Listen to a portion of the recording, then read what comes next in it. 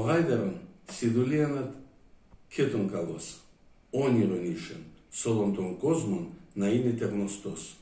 Όλ να τερούνα τον και να στενάζνε, να αγαπούνα τον και να θαμάζνε. Καλά να τρώει, καλά να πίν, να έχει ελεύθερον ζωήν. Ένα πρωί εγώ σέψαινα τον οικό κύρτς. Θέλς και θέλς την αραπάν θα σύρτς. Επήγανε σορμάν στα ξύλα. Εκεί ανάμεσα στα φύλλα, ψηλά σε έναν δεντρόν, ερχήνεσε να κελαϊδεί τα ειδών. Όλοι ησύχασαν αμάν. Εκείν που έτανε σορμάν, μόνον τη αηδονία ακούγαν τη λαλίαν.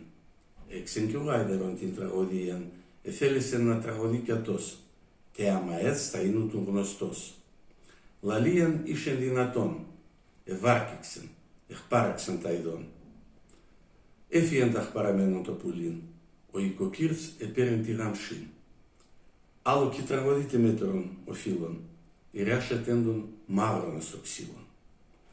Κι θέλω εγώ κανένα να συμβουλεύω, μόνον το γάιδερον θα λέγω. Φίλε, η μοίρα εν τεσόν, να κουβαλείς τα ξύλα των νερών, εσύ τα ειδόνια μετερείς, αφού και ξέρεις να τραγωδείς, τον εαυτό σου μη κομπώνεις, τέρεν το ξύλον να γλιτώνεις.